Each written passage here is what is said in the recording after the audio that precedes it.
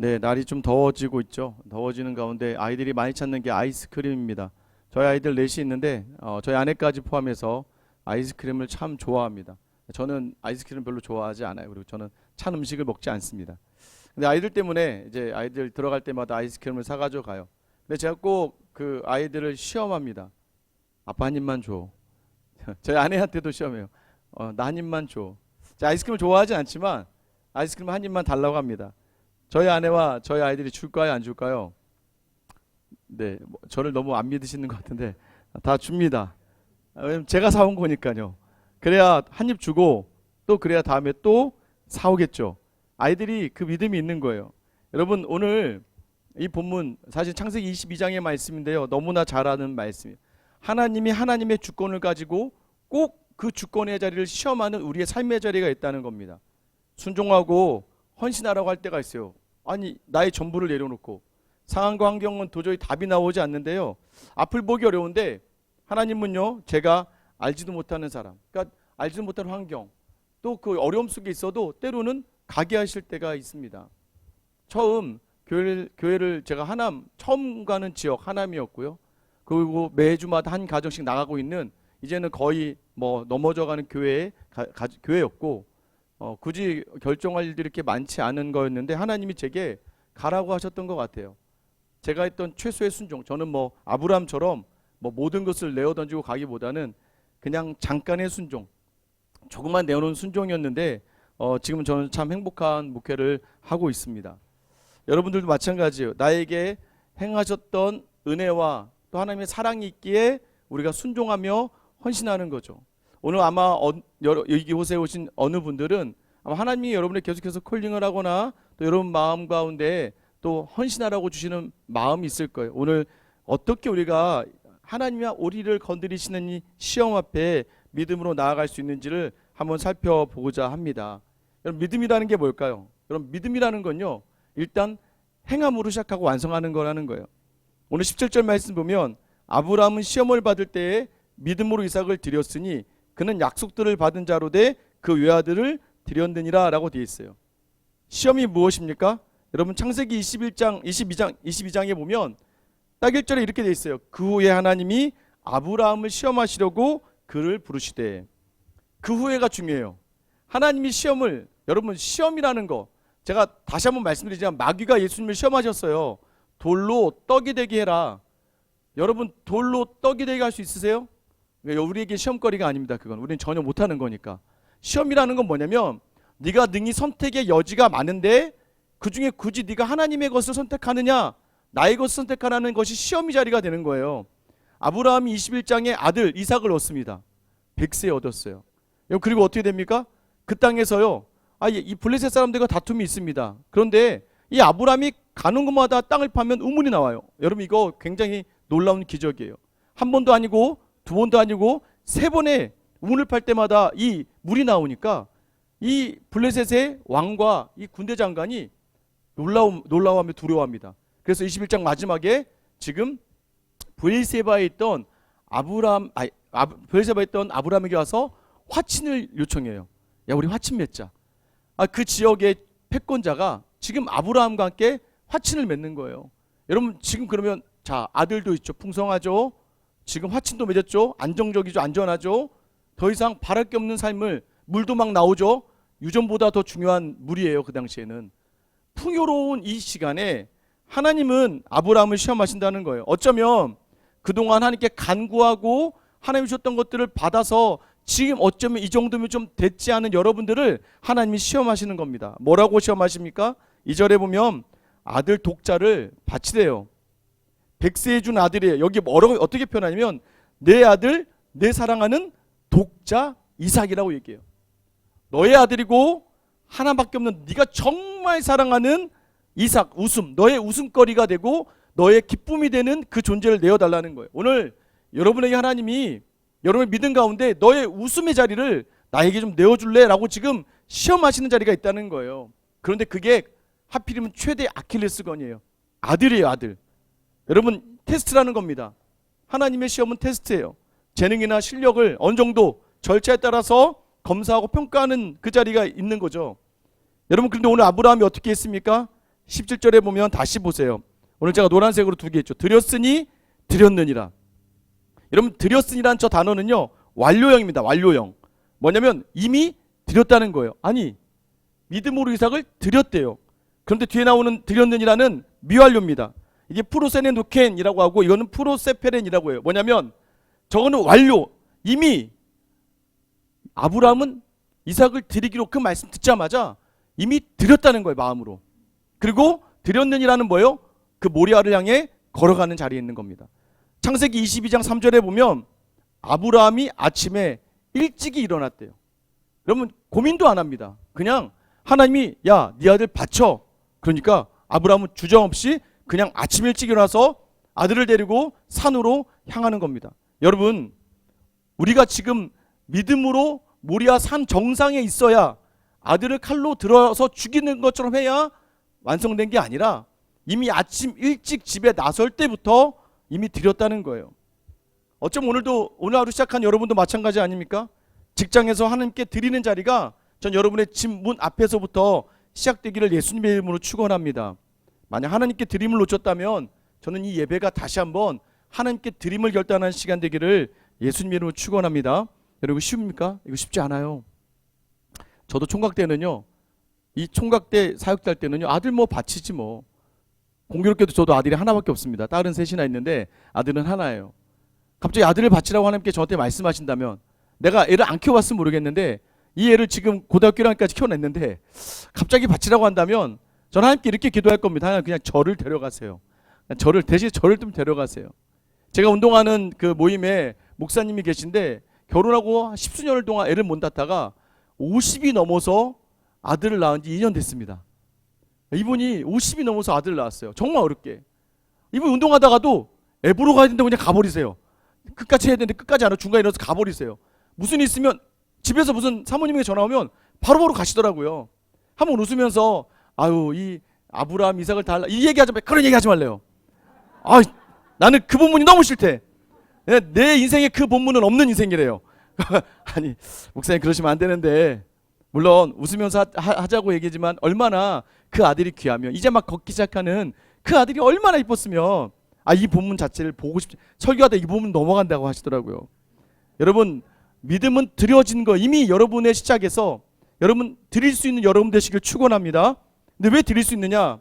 믿음은요 사실 우리가 자꾸 놓치는 게 뭐냐면 믿음을 자꾸 감동이나 헌신으로 드리려고 감동이나 은혜로 믿음으로 반응하려고 하기 때문입니다. 여러분 믿음은요 사실 철저한 계산입니다. 계산. 믿음은요 계산되어진 거예요. 여러분 우리는요 감동이 있고 막 울림이 있을 때 막 헌신해요. 그죠? 헌금도 막 감동이 있으면 헌금도 많이 내고 막 감동이 있으면 새벽기도도 나가고 막 감동이 있으면 봉사 헌신하잖아요. 그런데 여러분 그렇게 하면요 내 감정의 한계를 못 넘어가요. 믿음의 자리가요 내 감정을 못 넘어가. 내가 좋아야 섬기는 거예요. 그러니까 그 믿음의 주도권이 결국 나에게 오는 거예요.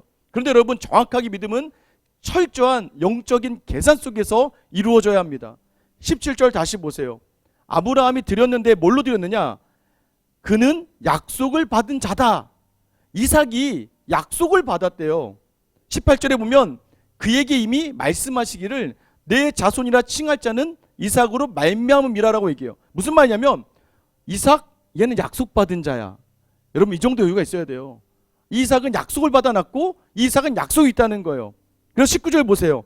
그가 하나님이 능히 이삭을 죽은 자 가운데서 다시 살리실 줄로 생각한지라. 여러분 여기서 생각한지라 이 단어가 중요합니다. 이 단어의 의미가 뭐냐면 계산하다라는 의미예요. 계산하다. 이게 로기사 메노스라고 계산하다, 회계장부를 기입하다는 뜻이에요. 여러분 이미 이 아브라함 머릿속엔요 계산이 다 끝난 거예요. 이거 하나님이 죽여도 살리실 거라는 계산이 끝났다는 거예요. 왜요? 창세기 21장 12절에 아브라함이 이삭을 주실 때 이렇게 고백합니다. 하나님이 아브라함에게 이르시되 내 아이나 내 여종으로 말미암아 근심하지 말고 사라가 내게 이른 말을 다 들으라. 이제 쫓아내라는 거예요. 첩을. 이삭에게서 나는 자라야 너의 씨라 부를 것입니다. 여러분 보세요. 약속 있죠. 이삭에게서 난 자가 너의 씨야. 너로 큰 민족을 이룰 거야. 누구를 통해서요? 이삭을 통해서. 그러니까 확신하는 게 있어요. 하나님이 이삭 못 죽여. 또는 죽여도 살리실 거야. 여러분 이게 바로 우리의 믿음의 자리라는 거예요. 계산을 잘 하셔야 됩니다. 무엇으로요?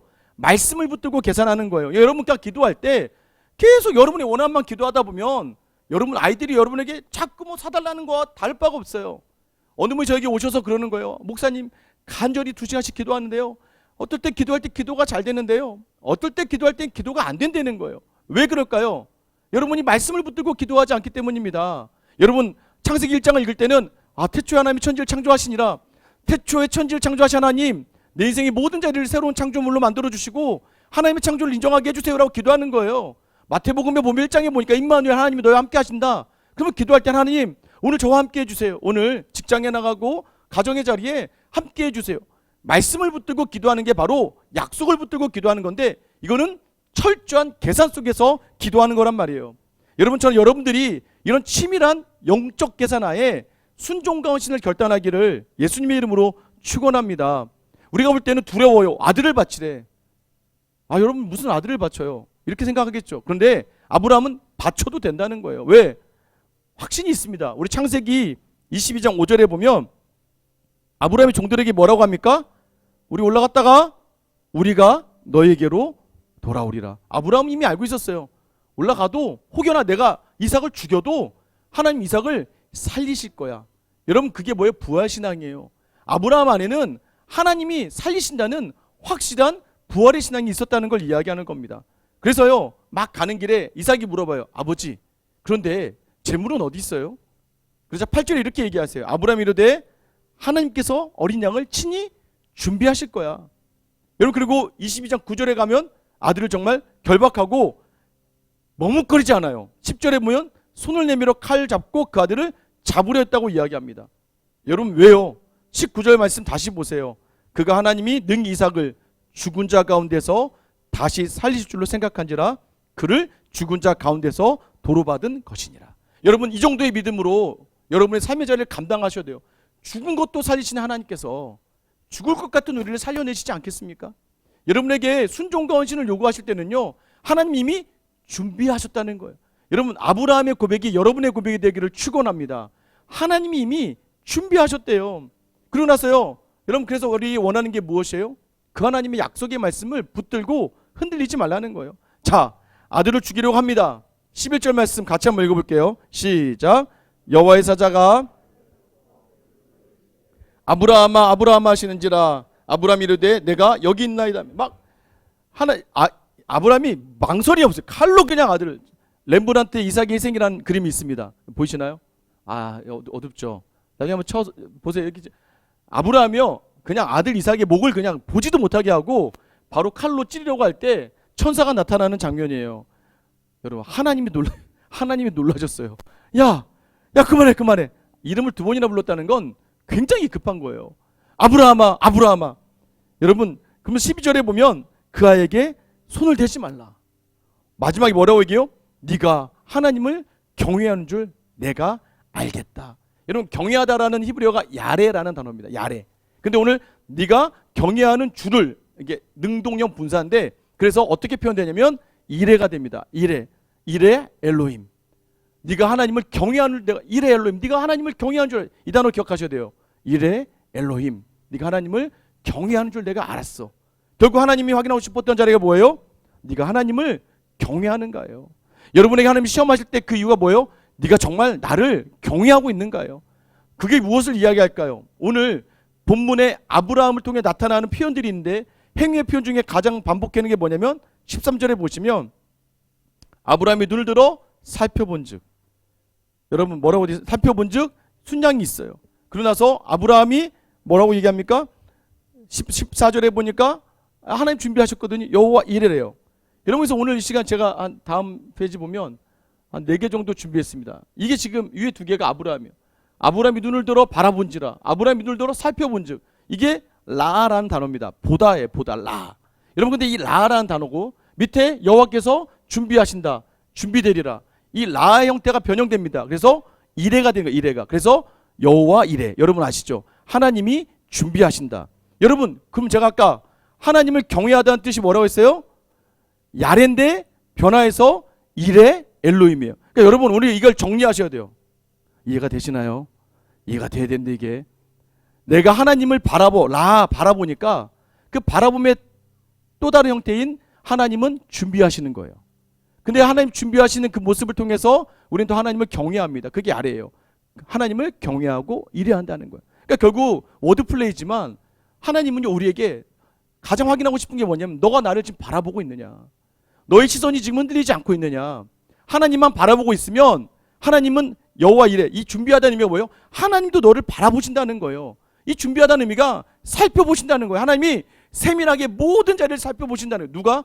나의 시선만 하나님으로부터 벗어나지 않는다면 하나님은 늘 우리를 살펴보시며 준비하신다. 그래서 우리는 늘 더 주님을 경외하는 거예요. 여러분, 오늘 여러분들이 하나님만 바라보며 하나님의 준비하심을 경험하는, 그리고 늘 하나님을 경외하는 삶을 살기를 예수님의 이름으로 축원합니다. 여러분, 이 삶 자리에 예수님이 우리에게 보여주신, 하나님 보여주신 은혜가 뭐예요? 정말 이 아브라함의 말처럼 어린 양을 준비하셔서 친히 아브라함에게는 그 아들을 죽이지 못하게 하셨으나 하나님은 친히 자기 아들을 잡아 십자가에 달려 죽게 하시는 거예요. 너희는 못하게 할 거야. 내가 할 거야. 여러분, 우리 인생의 자리를 누가 주도하고 있는지를 놓치지 마셔야 돼요. 우리는 늘 우리 시선을 놓치니까 자꾸 불안하고 두렵고 의심이 가고, 여러분 매번 넘어지고 또 교만하다가 쓰러지는 이유가 무엇이에요? 그 우리가 바라봐야 될 대상을 자꾸 놓치기 때문입니다. 조그마한 혼란이 오면, 조그마한 어려움이 있으면, 또는 풍족해지면, 좀 살만하면 우리의 시선이 주님으로부터 사람에게 향하다가 무너지고 마는 거예요. 직장의 자리도 마찬가지입니다. 이 자리 허락하신 하나님을 놓치지 않는 여러분이 될 때, 이 직장의 자리에서도 하나님을 바라볼 때 하나님은 직장의 모든 자리에 여러분을 반드시 좋은 것으로 준비하실 줄 믿으시기를 축원합니다. 여러분, 우리의 순종의 모습이 무엇입니까? 아브라함의 본문 통해서 반복하는 말이 있어요. 한번 보세요. 여러분, 우리 순종은 이렇게 하는 거예요. 1절에 보면 하나님이 아브라함을 찾으십니다. 그러자 아브라함이 힘내니 내가 여기 있나이다 라고 얘기해요. 이삭이 물어봐요. 아버지, 내가 여기 있어. 아들에게도 내가 여기 있어. 하나님 주신 아들이기 때문이에요. 아들의 말에도 반응합니다. 11절에 여호와의 사자가 나타나요. 여호와의 사자 앞에서도 내가 여기 있나이다. 여러분, 오늘 이 시간 저와 여러분들이 이 고백으로 나아가기를 축원합니다. 하나님이 지금 여러분을 시험하세요. 너 줄 수 있어? 너 그거 나에게 허락할 수 있어? 너 그거 포기할 수 있어? 라고 여러분에게 물어보실 때 여러분 희내니 주님, 내가 여기 있습니다. 지금 내가 여기 있사오니 내가 주님 뜻대로 가겠습니다. 여러분, 이 믿음의 고백 뒤에 믿음은요, 여러분 그래서 우리 답을 알고 있습니다. 우리는 드리면 되는 거예요. 그럼 주님은 더 좋은 거 주시고, 여러분 마치 아이스크림 한 입을 주는 이유가 뭐겠습니까? 아빠가 주신 거고, 아빠는 다음에 또 사줄 거거든요. 그리고 또 좋은 것으로 줄 거거든요. 뭐예요? 하나님은 우리를 위해 이미 전부를 주셨고 우리에게 우리의 작은 삶의 일부를 원하시는 거예요. 오늘 이 자리를 놓치지 않고 나아가서 반드시 하나님 주시는 그 놀라운 믿음의 유익과 기쁨을 누리는 귀한 한 주 이 시간 되기를 예수님의 이름으로 축원합니다. 우리 찬양할게요.